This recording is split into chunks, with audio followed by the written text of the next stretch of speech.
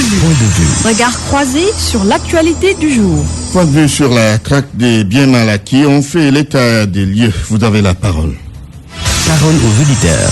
L'actualité, qu'en pensez-vous? Moi, je pense que vous devez. Réagissez dans nos éditions d'information sur l'actualité. Bonjour. Oui, bienvenue sur cette antenne de RFM. Du lundi au vendredi, vous avez la parole sur RFM. Nous avons en ligne le coordonnateur du M23, Mamadou Mbodj. Bonjour.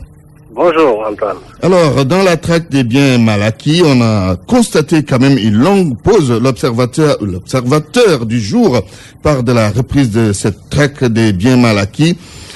Qu'est-ce que vous pensez de tout cela? Il faut d'abord regretter cette longue pause qui a laissé les Sénégalais, évidemment, dans une certaine, en tout cas, une certaine expectative, surtout, et qui a fait que il les a mis dans le doute. Parce que on a eu l'impression que la traque était mal faite, Oui. que la traque avait ciblé un nombre très insuffisant de personnalités et qu'elle aurait même ciblé simplement 2 ou 3 personnes. Oui. C'était plutôt décevant de ce point de vue. C'est pourquoi il faut se réjouir que cette traque soit reprise maintenant. Parce que justement, ce que les Sénégalais attendent, c'est la valeur pédagogique de cette traque qui devrait avoir une fonction préventive dans la société sénégalaise. Dire à tous ceux qui ont des deniers publics à gérer qu'il y a des institutions qui sont là pour vous arrêter, pour vous condamner, évidemment pour vous faire payer les crimes que vous avez commis. Oui. Et donc de ce point de vue, la fonction, à la limite, cathartique ou de purification, Oui. elle est également importante. Parce qu'il s'agit de ne pas laisser dans le champ social des prédateurs, des criminels à col blanc, qui en fait se nourrissent du sang et de la sueur des gens et qui ensuite restent dans l'espace public et qui prétendent les diriger. Parce que de ce point de vue, on aura l'impression de laisser à nos enfants des modèles qui n'en sont pas et qui portent évidemment le pays vers la dérive. Oui. Donc de ce point de vue, il est important que cette traque soit reprise, qu'elle soit étendue à tous ceux qui ont fauté et qu'elle serve de prévention. Allez jusqu'au bout, oui. Allez jusqu'au bout. Il faut aller jusqu'au bout. Il faut aller jusqu'au bout. Il ne faut protéger personne. Il faut que tous les gens qui ont fauté soient évidemment traduits devant les tribunaux et que le droit soit dit conformément évidemment à ce qui en est décidé. Oui, une longue liste au début.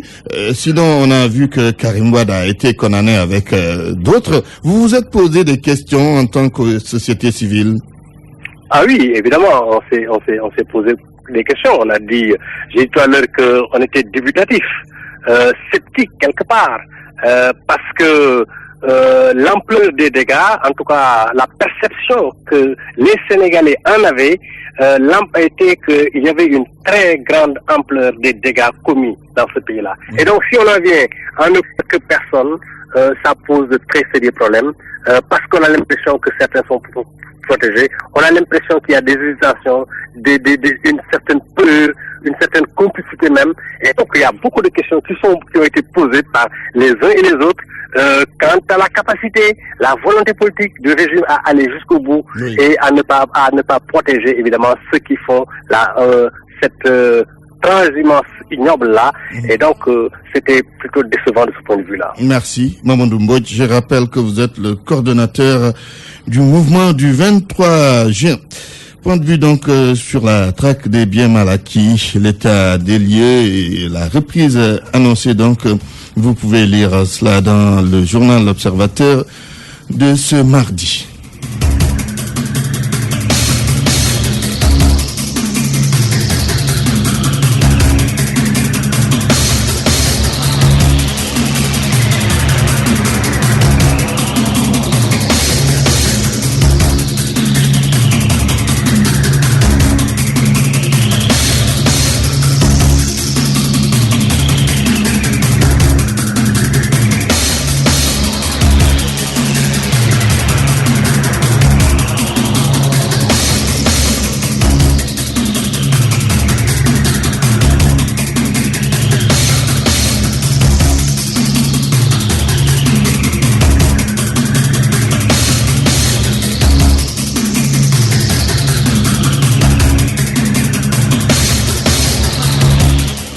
Nous avons en ligne Bachir Diawara. Bonjour Bachir. Bachir Diawara, vous nous entendez? Bonjour. Bachir Diawara, donc ancien chef de cabinet de Karim Wade. Nous allons le retrouver dans quelques instants. On parle de la traque des biens mal acquis, l'état des lieux. Donc, et vous avez la parole. Nous allons retrouver Bachir Diawara. C'est bon. Bonjour Bachir Diawara. Oui, bonjour Antoine. Alors, reprise de la traque des biens mal acquis. Oui, annoncé. Quel commentaire en faites-vous? Vous savez, encore une fois, le ridicule ne tue plus. Moi, je pense que Macky Sall et ses acolytes doivent comprendre qu'aujourd'hui, ils ne peuvent plus tromper les Sénégalais. Sur l'affaire de Karim Wade, déjà, tout le monde a compris que c'était tout simplement un complot politique pourri par le parti État APR pour neutraliser un adversaire politique. Nous sommes constants à ce niveau. Et tout ce qui se passe par ailleurs n'est qu'une parodie de traque pour donner l'impression que la traque ne se limite pas à Karim, mais va s'étendre à d'autres. À ce niveau, c'est peine perdue parce que les Sénégalais ont une maturité citoyenne qui leur permet d'avoir un sens de discernement et de comprendre ça et s'exprimer.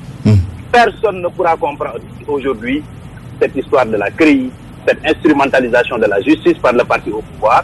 L'opinion internationale est assez avertie et a donné des avis favorables à la libération de Karim Wade. Donc, la traque des biens mal acquis n'est qu'un slogan creux, un concept politique pour tromper les Sénégalais. Oui, alors, vous réclamez la libération de Karim Wade. Au même moment, on parle de relancer la traque des biens mal acquis. Est-ce que cela ne va pas justement vous décourager? Vous posez des questions certainement.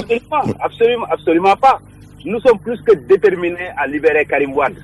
Nous sommes plus que déterminés, n'est-ce pas, à combattre l'injustice dans toutes ses formes et dans tous ses modes de manifestation. Si Macky Sall pense que c'est avec l'injustice qu'il va contrôler ce pays-là, qu'il va diriger ce pays-là, moi je pense qu'il se trompe. Lui-même, il sait que le PDS est aujourd'hui très déterminé et les Sénégalais dans leur majorité sont très déterminés pour combattre en tout cas le régime dictateur de Macky Sall. À ce niveau, nous n'avons pas de problème. Donc nous n'avons aucune considération par rapport à la poursuite de la traque des biens mal acquis.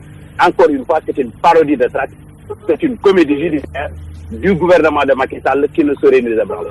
Très bien. Merci Bachir Diawara, ancien chef de cabinet de Karim Wade. Nous allons terminer avec Abdoumbaou, membre de l'APR. C'est le porte-parole adjoint, député à l'Assemblée nationale. Bonjour Abdoumbaou.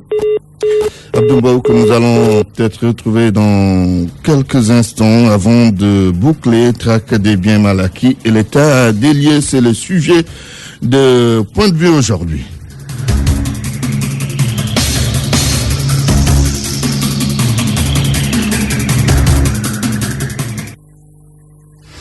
Parole aux auditeurs. Oui, il faut absolument poursuivre. Oui, il faut poursuivre Alassane. Antoine Je voudrais d'abord saluer les Sénégalais et les Sénégalais qui nous écoutent à travers votre radio. Mais dire juste que j'ai entendu ceux qui m'ont précédé. Mais la traque des biens mal acquis, comme il faut le dire, je pense que c'est quelque chose à poursuivre.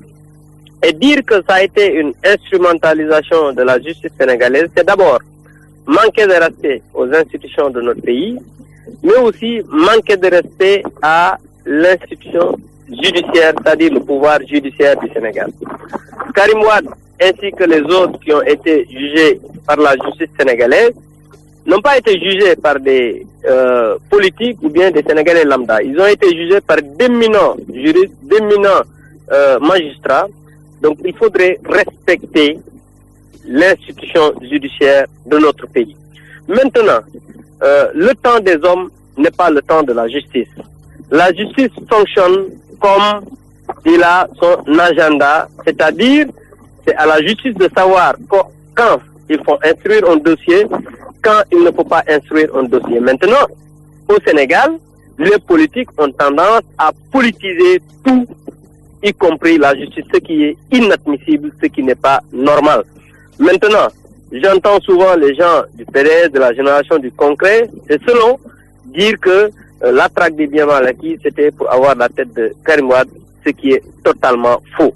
Le président de la République, Macky Sall, quand il est arrivé à la magistrature suprême, a voulu amener des ruptures fortes, c'est-à-dire que l'exécutif fasse son travail, que le Parlement fasse son travail et que le pouvoir judiciaire fasse son travail comme on le voit aujourd'hui au Sénégal.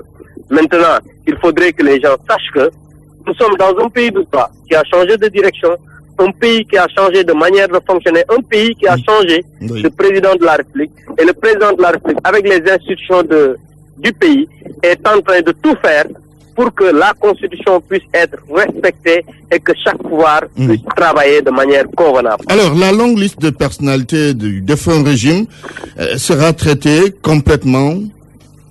Mais vous savez, encore une fois de plus, comme je vous l'ai dit tout à l'heure, le temps de la justice n'est pas le temps des hommes politiques.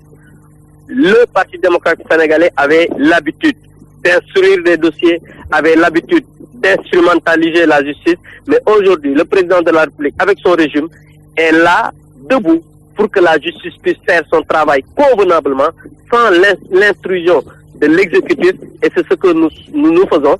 C'est pourquoi nous, en tant que parlementaires, nous ne pouvons pas dire demain ou après-demain, tel ou tel autre dossier sera instruit. Mais ce qui est sûr, c'est que la justice va faire son travail convenablement et que tout ce qui doit être fait pour que le pays soit dans les rails, le fera sans aucun doute. Très bien. Merci Abdou Mbow, porte-parole adjoint de l'APR, député à l'Assemblée nationale.